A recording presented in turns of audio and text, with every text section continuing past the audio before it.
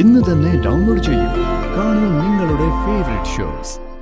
ചന്ദ്രിക ഈ നിമിഷം മരിച്ചാലും പൂർണ്ണ സംതൃപ്തിയോടെയാ മരിക്കുന്നത്. ഇനിയൊരു പുനർജന്മം വേണോന്ന് എന്നോട് ചോദിച്ച എന്റെ മാധവേട്ടനെ ഭർത്താവായി കിട്ടുമെങ്കിൽ മാത്രം മതിയെന്ന് ഞാൻ പറയും. സോറി, കുറച്ച് വൈകിപ്പോയി. പ്രകാശേട്ടൻ വന്നിട്ട് ഒരുപാട് നേരമായോ? നീ വരാൻ പറഞ്ഞ സമയവും കഴിഞ്ഞ് അരമണിക്കൂർ വൈകിട്ടാ ഞാൻ വീട്ടിൽ നിന്ന് ഇറങ്ങിയത്. എന്നിട്ടും നീ എന്നെ 3/4 മണിക്കൂർ ഇവിടെ പോസ്റ്റാക്കി. എടാ ഒരു കാര്യത്തിലും അടുക്കും ചിട്ടയില്ലാത്തതാ നിന്റെ പരാജയം. ആ, അത് ഞാൻ വീട്ടിൽ ചെന്നപ്പോ കണ്ടു. അവിടെ അളിയൻ നിന്ന് പൊട്ടുണ്ടാക്കുന്നു.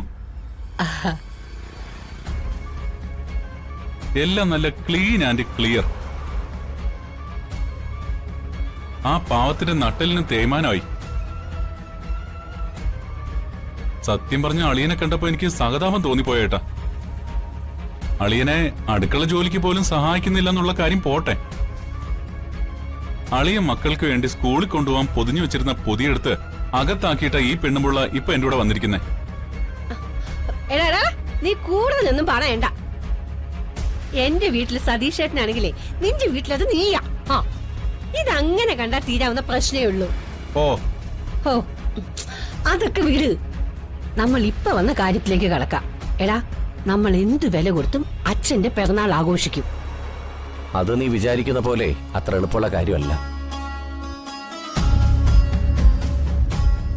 ആ വിനുവിനെ വീട്ടിൽ നിന്ന് ഇറക്കി വിട്ട ശേഷം അച്ഛൻ എനിക്ക് മുഖം പോലും തരുന്നില്ല. അത് ഞാനും ശ്രദ്ധിച്ചു. ഒരുമാതിരി സ്പാടികൻ സിനിമയില നമ്മളെ ചാക്കോമാഷിന്റെ മുഖഭാവമാ.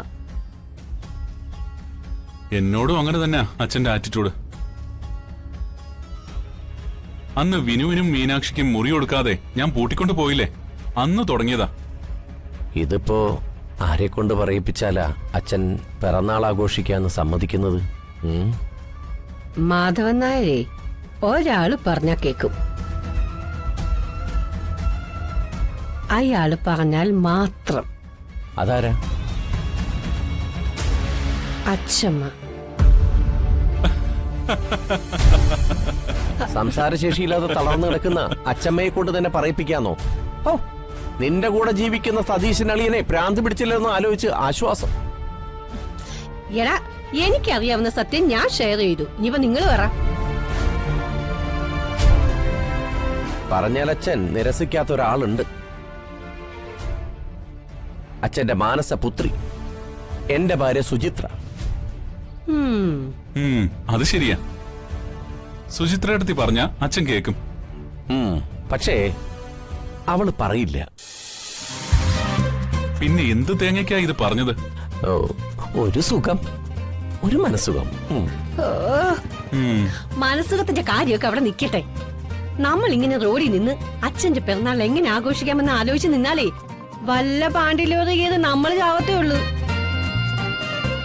നമ്മൾ ചെന്ന് പതിവില്ലാതെ അച്ഛാ നമുക്ക് അച്ഛന്റെ പിറന്നാൾ ആഘോഷിക്കാമെന്ന് പറഞ്ഞാലേ അങ്ങനെ കാര്യം മനസ്സിലാകും. ഏതായാലും നമുക്ക് വീട്ടിലേക്ക് പോവാം. ചേച്ചി വാ, കേറ്. ഏത് നിന്റെ ബ്രേക്ക് ഇല്ലാത്ത വണ്ടിയിലോ? നീ അങ്ങ് പോയാ പ്രകാശേട്ടനെ കണ്ടപ്പോ കവാത്ത് മറന്നു അല്ലേ? കേറടി, മുറുകെ പിടിച്ചൊക്കെ ഇരുന്നു. ചിലക്കത് പോയി വണ്ടി എടുക്കടാ. അതിന്റെ ബ്രേക്ക് ശരിയാക്കിട്ട് വന്നാ മതി.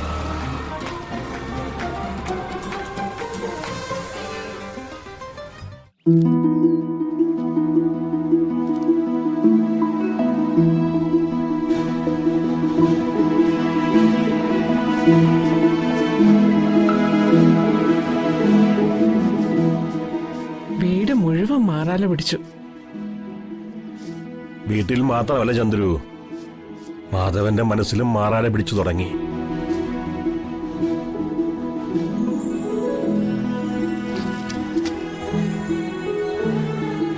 മാധവേട്ട, എന്താ ഇങ്ങനെ?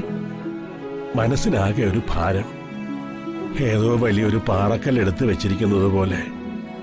മാധവേട്ട, ഈ ചന്ദ്രക്ക് ജീവിച്ചിരിക്കുന്നത് തന്നെ മാധവേട്ടന്റെ അടയാളം സിന്ദൂര രേഖയായിട്ട് ഈ നെറ്റിയിൽ കിടക്കുന്നത് കൊണ്ട്. മാധവേട്ടൻ തളർന്ന് പിന്നെ ഈ ചന്ദ്രികയില്ല. മാതാപിതാക്കൾക്ക് പ്രായമാവുമ്പോ മക്കൾ ആശ്രയമാവുന്നത്. ഇവിടെ പരസ്പരം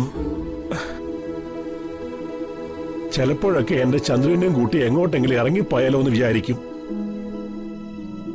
പക്ഷേ അതിനും പറ്റില്ലല്ലോ. അമ്മ ഇവിടെ തളർന്നു കിടക്കുകയല്ലേ. നമ്മുടെ മക്കളും നമ്മളോട് കാണിക്കുന്ന നെറുകേട് നമുക്ക് ആ തളർന്നു കിടക്കുന്ന അമ്മയോട് കാണിക്കാൻ പറ്റില്ലല്ലോ. മാധവേട്ട എന്താ ഇങ്ങനെ? മാധവൻ ജീവിതത്തിൽ ചെയ്ത ഏറ്റവും വലിയ തെറ്റ് നിന്നെ എല്ലാ സുഖസൗകര്യങ്ങളോടും കൂടി കഴിഞ്ഞ നിന്നെ എന്റെ ജീവിതത്തിലേക്ക് വിളിച്ചിറക്കിക്കൊണ്ട് വന്നതാ. ചന്ദ്രിക ഈ നിമിഷം മരിച്ചാലും പൂർണ്ണ സംതൃപ്തിയോടെയാ മരിക്കുന്നത്. ഇനിയൊരു പുനർജന്മം വേണോന്ന് എന്നോട് ചോദിച്ച എന്റെ മാധവേട്ടനെ ഭർത്താവായി കിട്ടുമെങ്കിൽ മാത്രം മതിയെന്ന് ഞാൻ പറയും. അത്രയ്ക്ക് ഇഷ്ടം എനിക്ക് എന്റെ മാധവേട്ടനോടൊപ്പമുള്ള നിമിഷങ്ങൾ. മാധവേട്ടൻ തളരരുത്. നമുക്ക് കൊട്ടാരം പോലൊരു വീട് വെക്കണ്ടേ? വെക്കും. മാധവേട്ടൻ നോക്കിക്കോ, നമ്മളത് വെച്ചിരിക്കും. മാനത്തെ കൊട്ടാരം സ്വപ്നത്തിലെ കൊട്ടാരമാകുമോ ചന്ദ്രു? എന്തിനാ മാധവേട്ട ഇങ്ങനെ നെഗറ്റീവ് പറയുന്നത്? അങ്ങനെ ഒരു വീട് വെച്ചാ നമ്മൾ അതിന്റെ മുമ്പിൽ ഒരു ബോർഡ് വെക്കും. അറിയാം, മധുചന്ദ്രിക. മാധവൻ ചന്ദ്രിക അല്ലേ? അല്ല. പിന്നെ മക്കൾക്ക് പ്രവേശനമില്ലാന്ന്.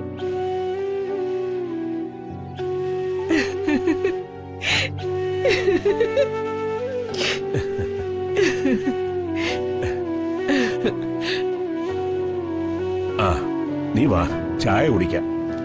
നീ ഒരു ചായ ഇട്.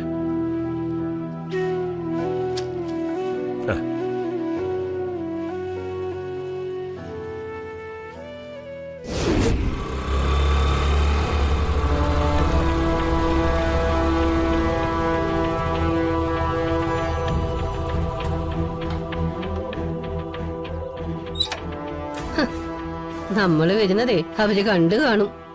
അതാ രണ്ടും കൂടി സിറ്റ് ഔട്ടിനകത്തേക്ക് കയറി പോയത്. പിന്നെ മൂത്തമോളെ സ്വീകരിക്കാൻ ഇരിക്കായിരിക്കും. ചെന്ന് കേറി കൊടുക്ക്. പൂച്ചണ്ടില്ലേ, പൂച്ചണ്ട്, അതും നിനക്ക് തരും. എടാ, പൂച്ചണ്ട് എന്ന് സ്വീകരിച്ചാൽ എന്താടാ കുഴപ്പം? ഒരു മൂത്ത മോളായ എന്നെ കൊണ്ട് ഇവർക്ക് എന്തെങ്കിലും ദോഷം സംഭവിച്ചിട്ടുണ്ടോ? ആ, വല്ല ഗുണം ഉണ്ടായിട്ടുണ്ടോ എന്ന് ചോദിച്ചാ ഇല്ലാന്ന് തീർത്തു പറയാം. അവരുടെ സമാധാനക്കേട് മുഴുവൻ ചേച്ചിയാ. എന്റെ വാജ് പറഞ്ഞു വരുന്നുണ്ട്. നീ നിന്റെ അച്ഛയും കൂടി എന്റെ അമ്മയെ കൊണ്ടുപോയി നരകയാതന അനുഭവിക്കുകയല്ലായിരുന്നോ? മാനത്തെ കൊട്ടാരം